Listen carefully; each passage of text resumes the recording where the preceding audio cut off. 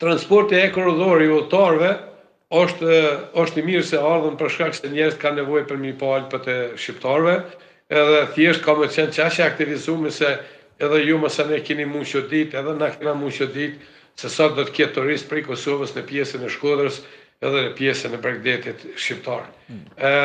Është ekonomik, mos harroni, transporti ekorrëdor është ekonomik, por është edhe i lezetshëm që edhe udhëtarët gjatë transportit tyre është jashtëzakonisht atraktive.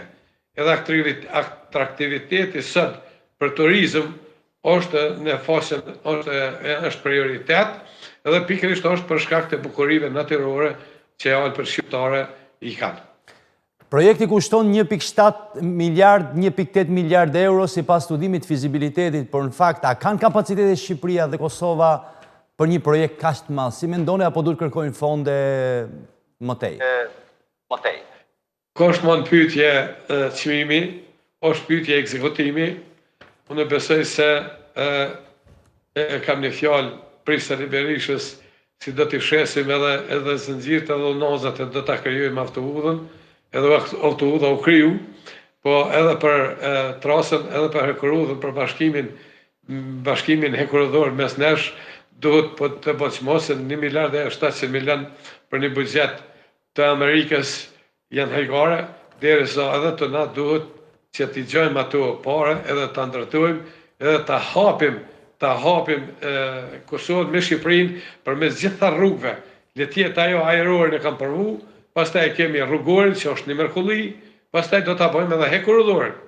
Do t'i bëjmë edhe transporte tjera të cilat neve na bashkojnë, pra të zhvillojmë edhe transportet inteligjente, zhvillojmë transportin multimodal, transportin integral, ta zhvillojmë transportin derë në derë, pra neve hekurudha ka më na i hap shumë derë, do t'jetë shumë, do t'i japim, besoj se qeveria, cilat do qeverisë do t'vjen, do t'je prioritet që të kjo të ndërtohet edhe të zhvillohet ekonomia Kosovës.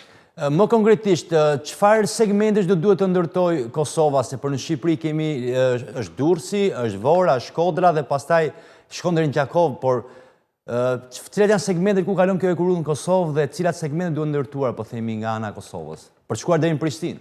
Ka rreth 333 kilometra hekurudhë që i bashkon gjitha territoret e Kosovës, do të thotë Prishtinën, rrafshën e Prishtinës, rrafshën e Kosovës me Dugazinin, i kemi Prizrenin, pastaj i kemi edhe Pem, i kemi edhe Ferizaj. Hekurudha me rrjetin e vet rrugor që mbulon Kosovën është jashtëzakonisht e përshtatshme edhe për zhvillimin e biznesit. Mos harroni se Kosova ka qenë gjigant i ekonomisë e Kosovës momentin derisa na kemi pas edhe rrugën e daljes përmes Serbisë, Kroacisë dhe Evropës. Edhe pse e kemi pas këtë rrugë jashtëzakonisht lartë, do të thotë me 100 kilometra, nuk e kemi pas afër sikurse do ta kemi Shqipërinë, prapse prapë ka luajtur një rol të jashtëzakonshëm. Me mbylljen e pjesës veriore të hekurudhave, na ka mbet vetëm e hapën me Maqedoninë, që Maqedoninë nuk i kemi kush e di sa interesat shumë të mëdha në hekurudhore për më mujt me zgjedhje transportin hekurudhor, sikurse do ta kemi me Shqipërinë.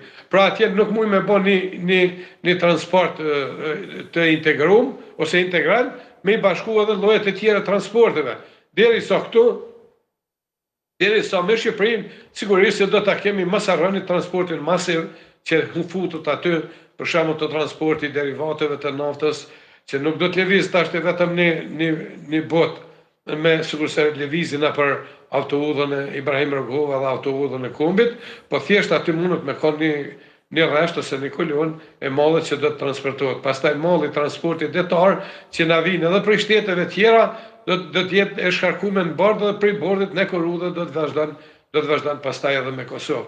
Unë prapë them, është një gjigant ekonomik që Kosovës i nevojitet, sigurisht i nevojitet edhe Shqipërisë për lidhjen. Ajo që do t'ju përmeni një kohë kur ka qenë Durrësi si një port gjigant, flas për kohët e lashta, për kohën e Teutës edhe mbretit Agrand, atëherë nuk ka ekzistuar porti i Rijekës. Nuk ka ekzistuar fare. Do thotë që qenë gjigant. për shkak se je ma afër detit me Zdhe. Edhe pikërisht është ajo që unë edhe sot, edhe pse kanë qenë dyjat, kanë qenë Iliria, ka qenë edhe pjesën e Rijekës edhe këtu, sot Rijeka, do të thotë në gjatë studimeve të mia sa kam bënë në Zagreb, Rijeka ka qenë gjigandi i Evropës për transportin e mollave. Në qoftë se na shkojmë e vizitojmë, unë kam vizitu, edhe shihni atë cilat llojet e transportit kryqëzohen ose në Rijekë, aty e ki bazikën e ki Hekurudhën, pastaj vjen transporti detar dhe që gjitha mollat masive që transportohen përmes Hekurudhës transportohen edhe në pjesën e Hungarisë, pjesën e Bullgarisë, pjesën e Rumunisë, edhe në shtetet aziatike. Pra, Durrësi e ka pozicionin që t'jetë gjigant, por gjigant t'jetë edhe për transportin që do t'a përdorim edhe teritorin e Kosovës për me lidhë edhe transportin me shtetet që i përmena edhe me pjesën e Azisë.